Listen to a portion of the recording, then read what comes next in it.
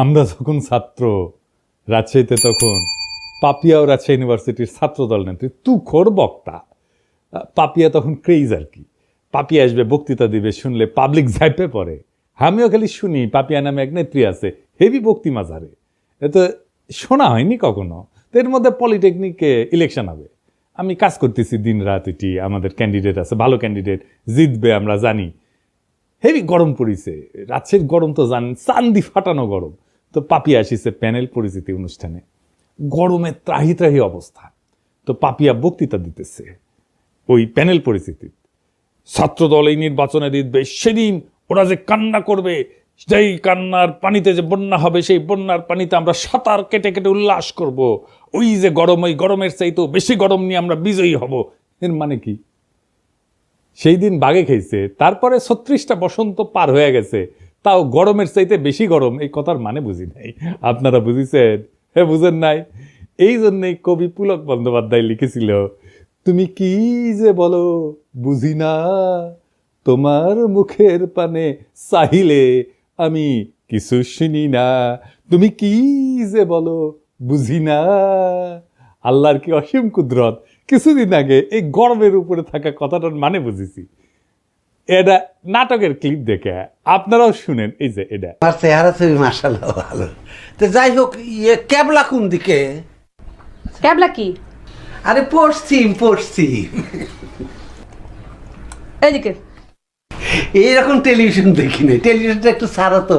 এটা টেলিভিশন না। তাহলে এটা কি? এটা জানার আপনার দরকার নাই, গরম লাগলে খবর দিন। আমি তো গরমের উপরে সব সময় আছি।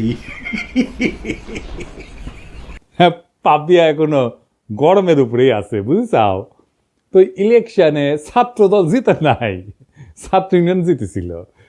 তো ভিপি সহ কয়েকটা আসনে। এখন কইতে পারেন এই হারমোনিয়াম পার্টি ছাত্র ইউনিয়নে আবার জিতেছিল ভিপি ইলেকশনে। ওই সময় মানে 90-এর ছাত্র ইউনিয়ন আলাদা ছিল। ওই সময় রাজশাহী কলেজে ছাত্র ইউনিয়নের ভিপি, পলিটেকনিকে ছাত্র ইউনিয়নের ভিপি, বিআইটিতে ছাত্র ইউনিয়নের জিএস, আর রাজশাহী মেডিকেল কলেজে ছাত্র ইউনিয়নের জিএস তো আমি ছিলাম। তো যাই হোক, পাপিয়া আবার বিএনপি হারানোর কোশিশ করিচ্ছে। দেখেন প্রবাসীদের ভোট নিয়ে কি বলে। থেকে এসে কেউ যদি মেম্বার হয় সেটাকেই মানতে চায় না। আবার প্রবাসী ভোটাররা রেমিটেন্স দেয়, তো তাদের পরিবারের জন্য তারা টাকা পাঠায়, তাদের পরিবার ভিটামাটি বিক্রি করে ছেলেকে বিদেশ পাঠায়। তো সে তার দায়িত্ব আছে তার পরিবারকে টাকা পাঠানোর। তার জন্য বাংলাদেশের রাজনীতিতে অংশ দিতে হবে, ভোটার বানাতে হবে। কে বলছে? বাংলাদেশের সুখ দুঃখ একটা নিরাপদ জায়গা থেকে তারা প্রতিবাদ করে। আমাদের মতো রংপানি থেকে, রিমান্ড থেকে, লোহার রড থেকে থেতলা করা, আর পুলিশ পিটানি, আর দিনের পর দিন 40 দিন 50 দিন থানা ও থানা করে বেঞ্চের উপর বসায় রেখে রিমান্ড কার্যকর করা, এগুলো কি প্রবাসী ভোটাররা কখনো তারা কি ভুক্তভোগী? তো ভুক্তভোগী না তো ভোটার ভুক্তভোগী হতে যাবে কেন? ভোটের অংশগ্রহণ হতে যাবে কেন? এগুলো মাঠ থেকে কি সুপারিশ আসে এটা আগে বুঝতে হবে। বিএনপির রিজভি ভাই কইছিলেন আওয়ামী লীগে কি একটা ভদ্রলোক নাই, কিন্তু রিজভি ভাই এরকম মূর্খ আর উন্মাদকে কেন দলে রাখিছেন? ও তো রাজনীতির কিছুই বুঝে না। ওর মাথাত কেউ ঢুকেছে প্রবাসীরা বিএনপি ভোট দিবে না, আর ওই সারিন্দা বাজানো শুরু করেছে প্রবাসীদের ভোটই দিবার দিবি না, যাতে যেন বিএনপি জিতে। হ্যাঁ, প্রবাসীরা জেল জুলুম সহ্য করে না, তাই ভোট দিবার পারবে না। হ্যাঁ, উই এখনো গরমের মধ্যে আছে। হামাক কয় সকলে, দাদা ও কিছু কবেন না। কি আর কমু, ওর মাথার স্কুপ কুটি খুলে পড়েছে, ওটা খুঁজে দেয় না, ওটা খুঁজে দেওয়া লাগবে, তাহলে ঠিক হয়ে যাবে সব। বেশি গরম পড়েছে বোধ হয়। তো এর মধ্যে হয়েছে কি, চট্টগ্রামের বাঁশখালী ওই এক এনসিপির সংগঠনকে মাইরে একেবারে ফাইটে ফেলিছে বিএনপি, যে দেখেন নাম। তো এনসিপির নাসির পাটোয়ারি, ও আবার নাকি বারবি কয়। তোর বক্তব্যের জবাব সালাউদ্দিন দিছে ওই হাত তুলে, গায়ে হাত তুলে মাইরে পিঠে। আমরা কিছু কইছিলাম, আমার ওই জুতা মারিছিল না লোকজন, মারিছে। এবার আমরা গেলাম মারবি কলে সালাউদ্দিনের লোকজন। শিবরাত্রির বডিগার্ডকে তো নিয়মিত তোষণ কইরা ওই ফজো পাগলা আর ওই যে ইন্ডিয়ান চ্যানেলে যে দেশবিরোধী বক্তব্য দেয় রুমিন পাড়ানা, এবং প্রবাসীদের অপমান করে পাপিয়া, এই সমস্ত ঘটনায় আমরা এখন যদি ধরে পাপিয়াক বাম্বু দিই, ক্যাঙ্কা হবে? এক নাসির পাটোয়ারি একটা রাজনৈতিক বক্তব্য দিছে, শুরু হয়ে গেল প্রকাশ্যে হামলা। চরমনাইকে সালাউদ্দিন সাহেব বলছে চরের দল, আর কয়েকটি দল সোহরাওয়ার্দী উদ্যানে জনসভা করেছে। বলছে সংসদের নিম্ন কক্ষেও অনুপাত চাই, উচ্চ কক্ষেও অনুপাত চাই, অনুপাত ছাড়া নাকি বাংলাদেশে নির্বাচন হবে না। যারা এই কথা বলছে তারা একটা চোরের দল। তারা কখনো একটি আসনও পায় নাই, একটা মেম্বার চেয়ারম্যানও হইতে পারে নাই। শেষ পর্যন্ত একটা সিটি কর্পোরেশনের নির্বাচনে আওয়ামী লীগের অধীনে নির্বাচনে গিয়েছে, সেই নির্বাচন আমরা বর্জন করেছিলাম। সেখানে একটা দন্ত মোবারক শহীদ হয়ে গিয়েছে। যুদ্ধ ছাত্রদের মুতে ভাসিয়ে দিতে চাইছিল। এগুলো কি? এই কথা বললে একেবারে একেবারে স্যাট করে উঠলে হবে। 16 বছর চোদনের উপরে থেকে সালাউদ্দিনের মতো নেতারা ছাড়া হয়ে গেছিল। কক্সবাজারের নাকে খদ দিয়া বদিয়ার বাইকটা জাফরের ভয়ে রাজনীতি করিছে, ওগুলো জানি না আমরা। আর আজ জুলাইয়ের এক তরুণের রাজনৈতিক বক্তব্যের জবাব দিচ্ছে গায়ে হাত তুলিয়া, গাড়ি বাওয়ারে হামলা কইরা, পথসভার মঞ্চ ভেঙে দিয়া। এই বিএনপি বড় বড় নেতারা খুব হুঙ্কার দেয়, কিন্তু শহীদ সালাউদ্দিন কাদের চৌধুরী ফাঁসির পরে সারা দেশে একদিন হরতাল দিতে পারে নাই। চট্টগ্রামে আধা বেলা হরতাল ডেকে দায়িত্ব সারিছিল, এখন এদের র্যাডম বেড়েছে, আর্কিউলিস হয়ে গেছে। এইসবের পরিণতিকালে খুবই খারাপ হবি।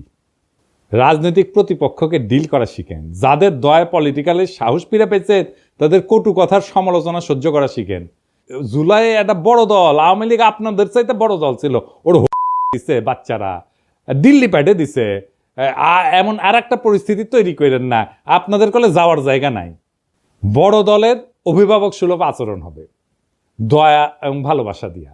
আপনারা নিজেদেরকে রাজনৈতিক প্রতিপক্ষ ভাবেন, মাথায় যদি নিজেদের বয়স্ক মুরব্বী আর তাদের বাচ্চা ভাবেন, তাহলে ভাই আপনারা রাজনীতি করতে পারবেন না। আবার বিএনপি লেসপেন্সার গুলা করছে কি যে ছেলেটা নাকি লিক করতো, অথচ হয়েছে জুলাই বিপ্লবের সক্রিয় অংশগ্রহণকারী এবং আহত যোদ্ধা।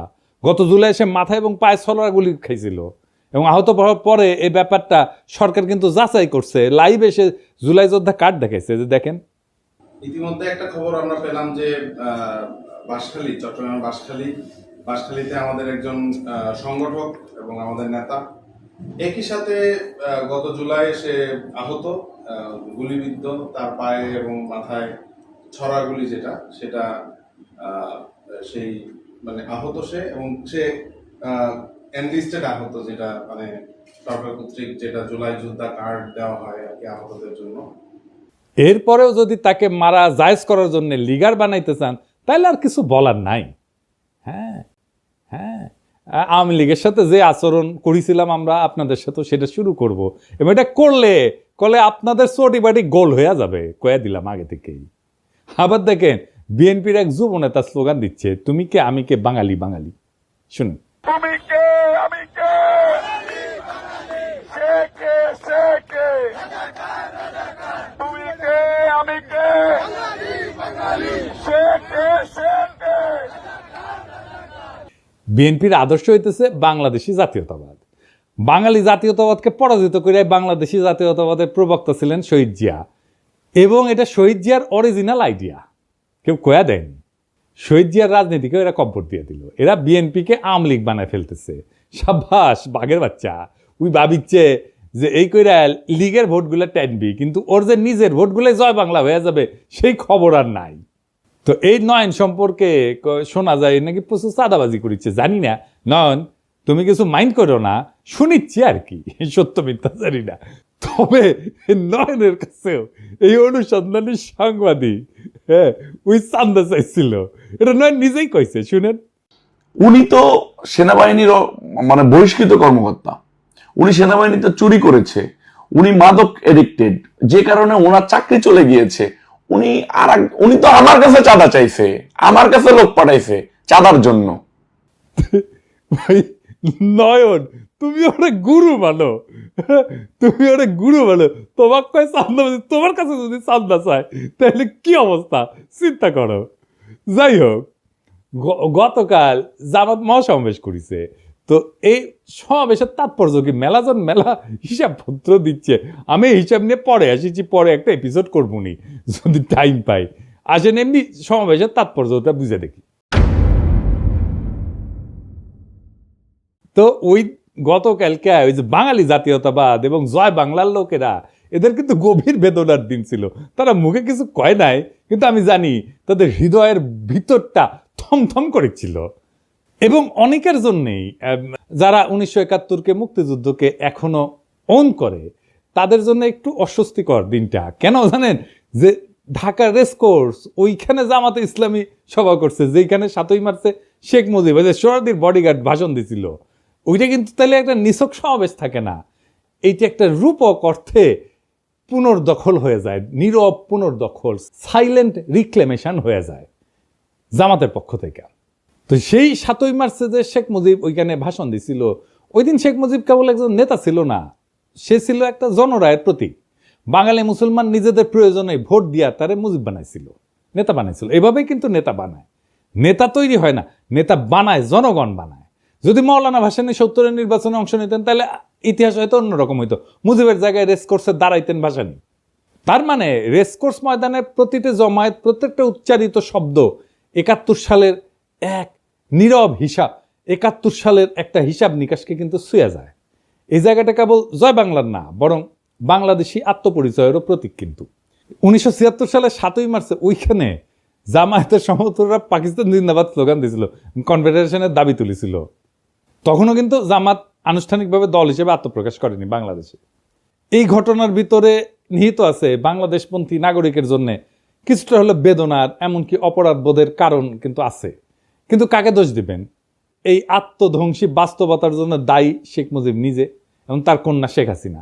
কারণ তারা জনগণের ভোটের পরিবর্তে ভরসা করছে ইন্ডিয়ার উপরে, এবং কলকাতার চিন্তকদের ইন্টেলিজেন্সিয়ার মাধ্যমে বাঙালি জাতীয়তাবাদকে আমদানি করে আমাদের উপরে চেপে দিছে কলোনিয়াল তালুকদারির উত্তরাধিকার হিসাবে, যার ফলাফল বাংলাদেশের মুসলমানরা তাদের প্রত্যাখ্যান করছে। সত্যি কথা বলতে, যদি আওয়ামী লীগ 1975-এর পর গণতান্ত্রিক ধারায় ফিরে আসতো, সে আর কলকাতার ইন্টেলিজেন্সিয়ার পরামর্শে বাঙালি জাতীয়তাবাদ চাপাই নাই দিয়া বাংলাদেশি চেতনাকে বিশ্বাস করত, যদি তারা জিয়ার তুলনায় আরো গণতান্ত্রিক হওয়ার দিশা বেছে নিত, তাহলে আজ তাদের এমনভাবে উৎখাত হইতো না।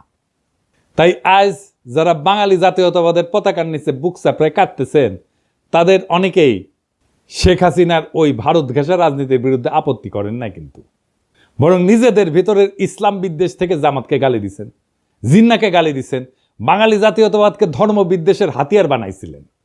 শুধু তাই না, হাসিনার নির্মম নির্যাতন, নিপীড়ন, গুম, খুন, হত্যাকাণ্ডে তারা নীরব সমর্থন দিচ্ছেন। বিদেশে লুটপাট করার টাকা ভাগাভাগিতেও তারা মুখ ফেরায় থাকেনি। এবং এরই ফলাফল হলো আজকের এই পরিণতি, আওয়ামী লীগের পতন আর জামাতের উত্থানের বাড়তি সুযোগ।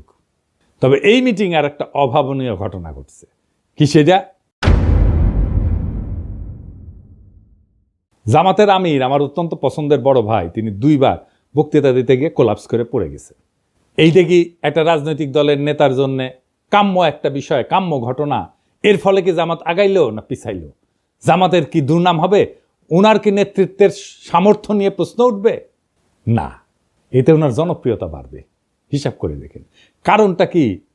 এতে একটা আবেগের সংহতি তৈরি হয়। নেতা যদি হঠাৎ অসুস্থ হয়ে পড়ে, জনগণ তাকে রক্ত মাংসের মানুষ হিসেবে দেখতে শুরু করে এবং একটা সহানুভূতির ঢেউ তৈরি হয়। মানুষ মনে করেন তো দেশের জন্য এরকম করছেন, এই অনুভূতি কাজ করে।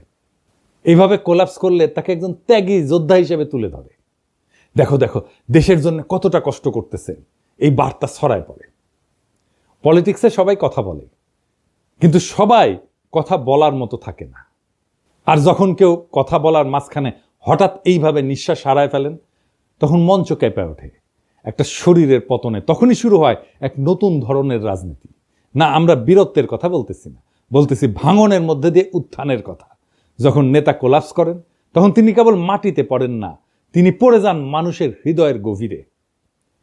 শফিক ভাই এইভাবেই হৃদয়ের গভীরে পড়ছেন। যেটা ঘটছে আমরা দেখছি, একটা জনসভা, লক্ষ লক্ষ মানুষের ভিড়, নেতা কথা বলতেছেন, সরাসরি আগুন জ্বরা ভাষণ, হঠাৎ থেমে গেলেন, নিঃশ্বাসের শব্দ বেড়ে যায়, 1 পা 2 পা করে, তারপরে ধপাস করে পড়ে গেলেন মঞ্চেই। অনেকে চিৎকার করে উঠছেন, কিন্তু তিনি কি সত্যি পড়ে গেছেন, নাকি ঠিক তখনই তিনি মানুষের হৃদয়ে উত্থান করেন? আমি কয়েকটা আন্তর্জাতিক ঘটনার কথা বলি। রবার্ট এফ কেনেডি ভাষণ শেষে গুলিবিদ্ধ হয়ে মঞ্চে পড়ে যান। কোনো রাজনৈতিক প্রতীক কখনো এত রক্তে জন্ম নেয়নি। তার জন্য পোস্টার ছাপা হয়, এতেই উনার জনপ্রিয়তা আকাশচুম্বী হয়ে যায়। রাজনীতি মানে কিন্তু পারফেকশন না। মানুষ চায় একজন তার মতো একজন মানুষ, তার মতো একজন ভাঙা নেতা, যে তার মতো কষ্ট পায়, যে তার মতো কাঁদে, যে তার মতোই ভালনারেবল। এটাই হিরোইক সাফারিং এফেক্ট। নেতা যদি ভোগে, জনগণ তাকে ভালোবাসে। ফরাসি চিন্তাবিদ জালুক ন্যান্সি উনি বলছিলেন, যে শরীর কষ্ট করে সেই সত্য বয়ে আনে। আর জর্জিও আগাম্বেন উনি বলছিলেন, the moment the sovereign body collapses the political soul rises. তাহলে প্রশ্ন দাঁড়ায়, নেতা যখন পড়ে যায় তখন কি উঠে আসে? উঠে আসে ক্ষমতার নতুন ভাষা। ভাঙন থেকে উঠে আসে এক নতুন প্রতীক, যেখানে নেতা আর কেবল মানুষ না, তিনি হয়ে ওঠেন সিনেমার মতো সাহসের স্থাপত্য, বীরত্বের প্রতীক, আস্থার জায়গা, ভরসার জায়গা, এবং মানুষ কানেক্ট করতে পারে তার সাথে। নেতৃত্ব সবসময় ভাষণের মধ্যে থাকে না, এইভাবে পতনের মধ্যেও থাকে। তাই এটা সিম্বলিক ব্রেকডাউন। ফরাসি দার্শনিক রোলা বার্ট বলছিলেন যে মৃত্যুর কাছাকাছি যাওয়ার প্রত্যেকটা মুহূর্তই একটা রাজনৈতিক পুনর্জন্মের আভাস দেয়। নেতা যখন কোলাপস করে তখন মানুষ বোঝে এই লোক নিজের চেয়েও বড় কিছুতে বিশ্বাস করে। আর এখানেই আসে এক গভীর থিওরি, যেটা আগে বলছি, হিরোইক সাফারিং এফেক্ট। নেতা যখন কষ্টে পড়ে তার প্রতি সহানুভূতি বাড়ে, আর সহানুভূতির সাথে আসে বিশ্বাস। বিশ্বাস থেকে তৈরি হয় কারিশমা।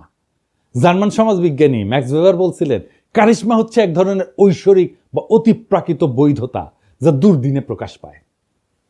নেতার শরীর যখন হার মানে, মন তখন কথা বলে, আর মনই তখন জনগণের সাথে একাত্ম হয়ে যায়। সুতরাং নেতা যখন তার ভাষণের মঞ্চে পইরা যান, তখন আমরা যদি দুঃখ করি তাহলে কিন্তু আমরা ঘটনাটা বুঝি না। আর যদি ভাবি উনি দুর্বল হয়ে পড়ছেন, তাও ভুল। কারণ নেতা আসলে তখনই সবচেয়ে শক্তিশালী হয়ে ওঠেন, তখন তার শরীর চিত হয়ে পড়ে থাকে আর জনগণের মন তার দিকে ঝুঁকে পড়ে। রাজনীতি কেবল শব্দের খেলা না, এটা কখনো কখনো শরীর ভাঙার বিনিময়ে মন জয়ের কাহিনী। শফিক ভাই মানুষের মন জয় করে ফেলছে। উনি মন জয় করার মতোই মানুষ, একজন অত্যন্ত উঁচু মনের মানুষ, একজন অত্যন্ত ক্যাপাবল লিডার। শফিক ভাই দ্রুত আরোগ্য লাভ করেন, আবার রাজনীতির মঞ্চে ফিরে আসেন। আমাদের অনেক কাজ করতে হবে একসাথে, সেই কাজে শফিক ভাইকে দরকার, শফিক ভাইয়ের মতো নেতা দরকার, শফিক ভাইয়ের মতো মুরব্বী দরকার। আমরা চাই আমাদের নেতা আমাদের মতোই হোক, আমাদের মতোই রক্ত মাংসের মানুষ হোক, আমাদের মতোই দুঃখ পাক, আমাদের মতোই কষ্ট পাক, আমাদের মতোই কান্না করুক, আমাদের মতোই ভালনারেবল হোক। আমাদের রাজনীতিতে সেই রকম নেতা সবাই হয়ে ওঠেন। আমরা সেই কামনা করলাম, সেই নেতারাই আগামীর বাংলাদেশ নির্মাণ করতে পারবে। সেই দিনের অপেক্ষায় আমরা থাকলাম। আমরা সেই দিন একসাথে আবার